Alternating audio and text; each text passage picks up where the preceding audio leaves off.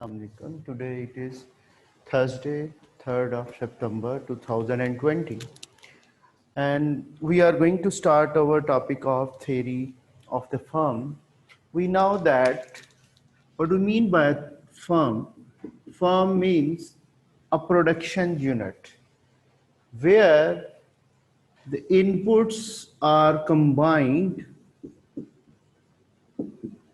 in order to produce output with the help of a technology. This is what we mean by a firm. So a single farm that is producing output by using the inputs. So what are the inputs of the farm? They are the factors of production. For example, raw material is required to produce the output, and at the same time it is required a piece of land to run a farm, and labor and capital, all they are combined with the help of a technology to produce output. Okay. We have different types of technologies in order to produce output. Sometimes the firm is using labor intensive technology, or sometimes it is using capital intensive technology, or it is using land intensive technology in the form of agricultural output. And the last one is the knowledge intensive technology, where entrepreneur is playing a vital role in the production of goods by doing research and development, R&D, to have more product innovation and process innovations. So inputs, they are the factors of production, and outputs, they are the ultimate result of the production. Now we see what is called the cost of production. This is expenditure on the production of goods, and this is expenditure on the factors of production, like we are paying wages, we are paying interest, a firm is paying interest to the capital owner or rent to the landowner, and at the same time it is also paying raw material prices and many other things which are paid by the firm in order to produce output. So all types of expenditures which are incurred by the firm to produce output, that is called cost of production. All types of, I say, all types of expenditures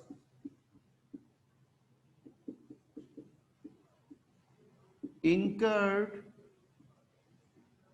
by the firm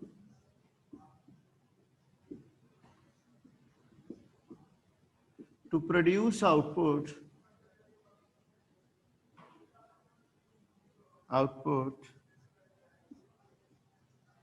is called the cost of production.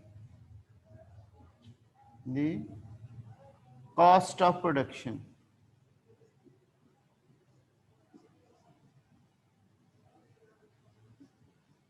So we talk about the cost of production. All types of expenditures, either they are on wages, interest, rent, or even the profit of the entrepreneur is also the cost of the business, cost of the firm. The firm is liable to pay profit to the entrepreneur. So it is also a kind of cost to the business. So we say the other costs which are involved in order to produce output, they can be wages, they can be interest, they can be rent, raw material, transportation, electricity charges, and fuel expenses in order to have different types of transportation of goods, and internet charges, and many other things which are involved in order to produce the output. So they are collectively called the cost of production. So here firm is paying to the factors of production at different suppliers of raw material, and here firm is receiving the revenue. Revenue means what? Revenue means the receipts of the firm after the sale of the product. Whenever the output is sold in the market, the firm is receiving money, that is called the revenue of the firm. and it can be calculated by multiplying the price of the product with the quantity sold. This is called the revenue of the firm. So what is the aim of the firm? Firm's aim is to maximize the profit. And what is the profit? Profit means the gap between the total revenue. This is called total revenue, which is TR. So it is the gap between total revenue minus total cost. All right. As this gap is increasing, then the firm will be able to maximize its profit. Firm will find that level of output where the gap between total revenue and total cost is maximized. That level of output will be called the profit maximizing level of output. So how revenue can be increased? There are two ways to increase the revenues. When firm is changing the prices and ultimately quantity sold is also changing. You might be knowing that we had studied price elasticity of demand in our AS level, where we said if demand is elastic, if a product is having elastic demand, so if price is falling, what happens to the total revenue? Now, fall in price will increase the total revenue in this case. And whenever the demand is inelastic, an increase in price will increase the total revenue. There can be other ways. Sometimes demand of the product is perfectly inelastic. So in that case, by increasing the price, what happens? Total revenue of the firm will also be increasing.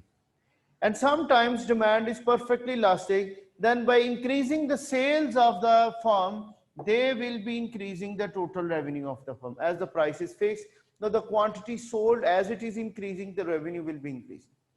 So revenues, total revenues can be changed either by changes in prices most of the time and changes in quantity sold, or sometimes price is fixed, the quantity sold, that is increasing to change the revenue, or sometimes quantity is fixed, so the change in price will also be changing the revenue.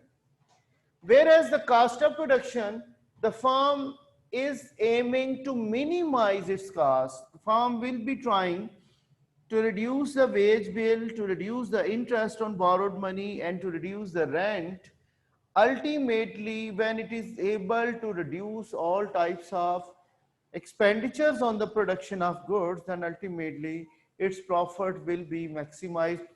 It will be easier for the firm to find out that level of output where the gap between total revenue and total cost, they are maximized. Okay, that is a brief introduction. How firm is able to maximize its profit? There are two things. One is called the cost of production, another is called the revenue of the firm. So the gap between total revenue and total cost will be called the profit of the firm. So if cost is more than revenue, then firm is making a loss, which is called a subnormal profit in economics. Whereas a positive profit, we say the firm is earning supernormal profit. Another profit which is named as normal profit, it is the profit where total revenue equals to total cost, and the firm is having nothing with it. All the factors of production, when they are paid according to their opportunity cost and nothing is left over with the firm, then we say it is a normal profit. Profit is earned, but according to opportunity cost. But if retained profit is present after paying all factors of production with respect to their opportunity cost and still firm is having the profit level left over, then it is called a supernormal profit. Now cost of production, as I defined earlier, it is expenditure on the production of goods. Expenditure on the production of goods. And where this expenditure is incurred? On the inputs. Production of goods and services.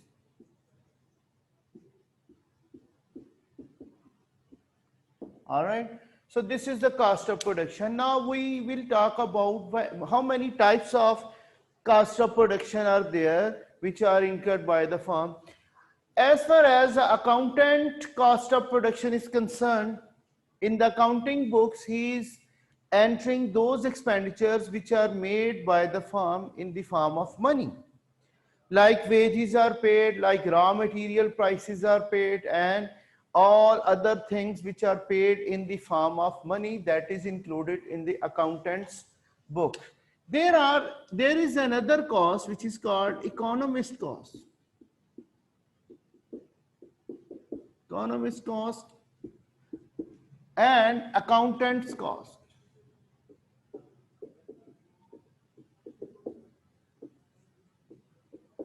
Economist is always measuring the real cost of production, real cost of production in terms of opportunity cost, in terms of opportunity cost. Whereas accountant does not consider the opportunity cost of production. For example, in accounting books, he has mentioned wages, rent, interest, and raw material whatsoever. He is measuring this thing, raw material cost.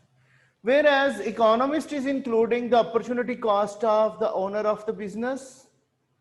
Suppose I am doing my job over here. If I start my own business, so how much will be the opportunity cost which is I am leaving for the sake of my own business? So this salary which I am receiving or drawing from this institution, that will be my opportunity cost. That will be included into the economist cost of production. If your father is working in his own firm, he is also drawing a salary because he has left over that much of salary for the sake of his own business. And if you are using your own piece of land in your production unit, it has an opportunity cost that you have sacrificed the amount of rent. So that rent which is sacrificed for the sake of your own business, that is included into the economist cost of production. And capital, which you have utilized in your own business, your money which could be saved with a saving account in any of the commercial bank, you have sacrificed that amount of interest earning for the sake of your present business. So that is opportunity cost of capital. All these opportunity costs, they are included into the economist cost of production, and they are not included or they are excluded into the accountant's cost of production. We can certainly say that accountant's measurement of profits will be higher than the economist's profit level, because he is not including all types of cost in terms of opportunity cost or real cost. He is measuring only those cost of productions which are paid in terms of money rather than in terms of opportunity cost. So economists will be showing us a less level of profit earned by the entrepreneur, and if profit is less declared, then ultimately the firm has to pay less taxes to the government. All the businesses, they are including their economist cost of production in order to calculate their profit level or measure the profit. Otherwise, according to accountant's cost of production, what happens? The profit margin of the firm, that will be higher than the economist's cost of production. So if it is more declaration of profit, ultimately a high tax bracket announced by the government will be applied to pay more taxes by the firm. So economist is measuring the real cost in terms of opportunity cost, whereas accountant, you can say he is measuring only those costs of production which are paid in terms of money. You can find one of the MCQ related to this topic how much is the difference of accountant cost and economist cost. So if one table is given in your MCQ paper, so all different types of costs are written. Along with that, there are two of the opportunity costs are also mentioned. Then that is not included by the accountant. So we are measuring them. So as a result, we will find that what is the difference between an economist cost of production or an accountant's cost of production, or what is the gap between economist's profit and accountant's profits calculation. That's all about the different types of the differences between economist's cost, and then we talk about accountant's cost. Now come towards the different costs of production. What types of cost of production are incurred by the firm in the production unit? One could be called, here I am writing the types of costs. One is called the fixed cost of production, fixed cost. Second is called the variable cost of production.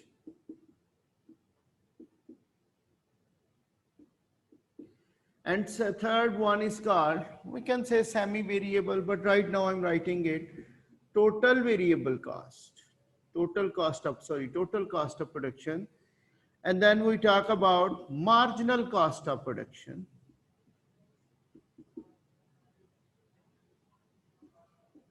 Then we will see average total cost of production,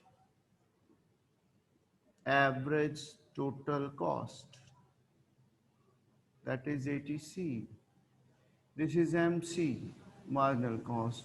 This is total cost, this is variable cost, and this is fixed cost. And then we talk about average fixed cost.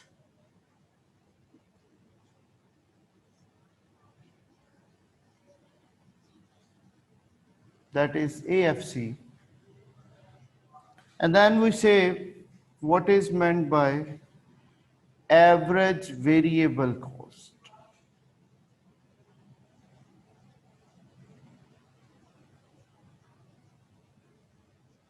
That is called AVC, average variable cost. So these could be the different types of costs which are involved in the production unit, or in our syllabus we have to study them. So first of all, I say what is meant by the fixed cost of production. What is the fixed cost of production? First thing, it is also called independent cost or sunk cost. So fixed cost means it is independent of the level of output. It is independent cost of production. Either 0 unit is produced or 1000 or how many units are produced, that remains fixed. It does not vary with the level of output. It does not vary with the level of output. With the level of output.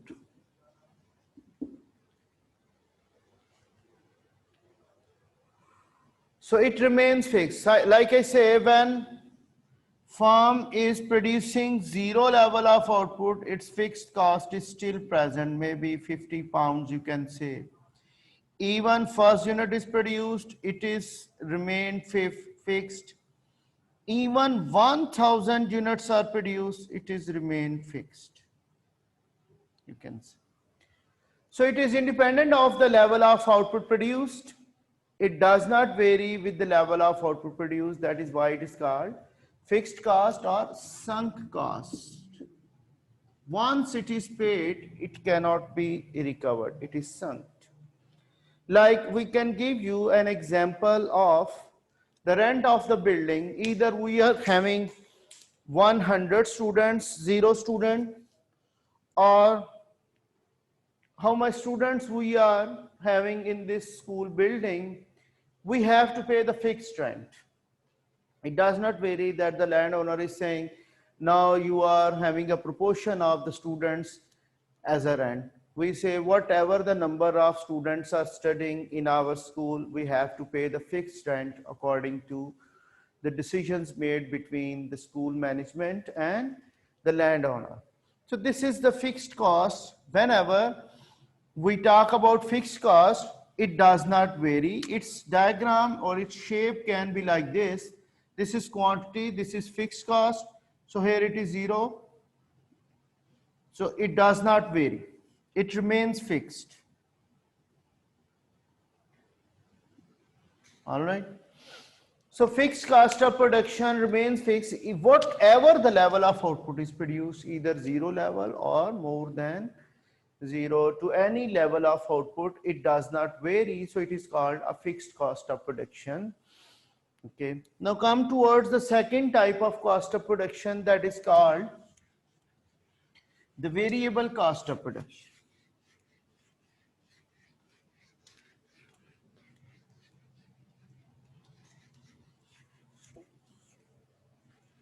Come towards the variable cost of production.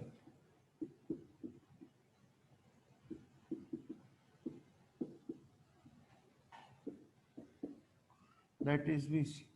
Now it is dependent cost. It is dependent cost. What do we mean by that? It varies with the level of output. It varies with the level of output.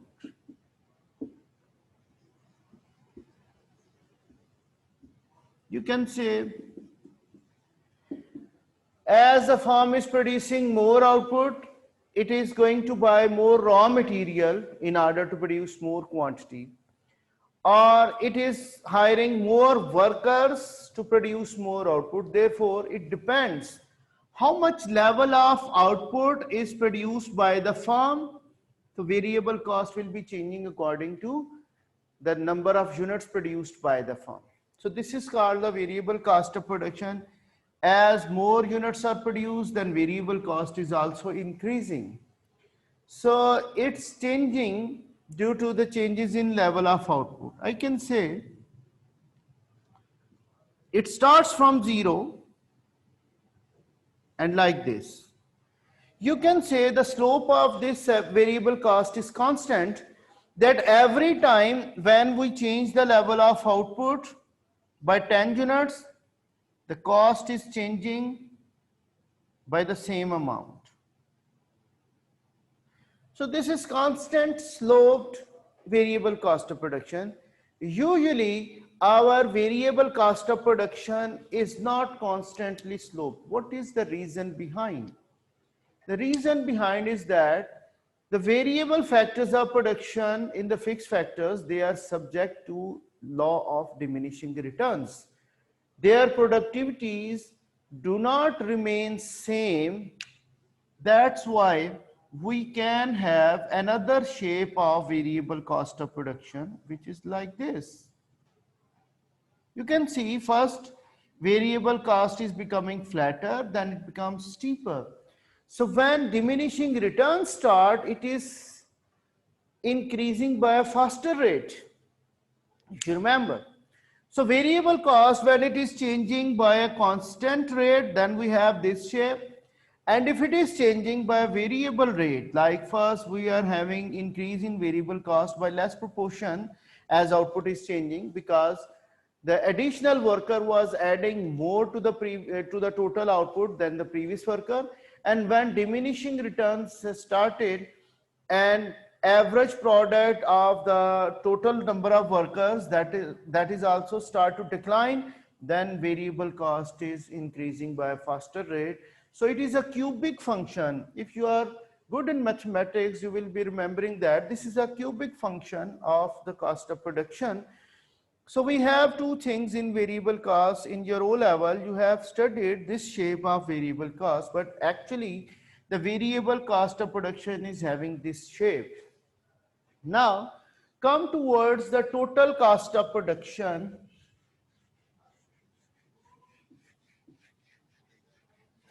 Another cost which is in between the fixed and variable cost, that is called semi-variable cost. Like we people, we are the teachers of this school. So once we say the number of students are increasing to the school, what happens? More teachers are hired. In this sense, the hiring of new teachers, that is dependent upon the number of students.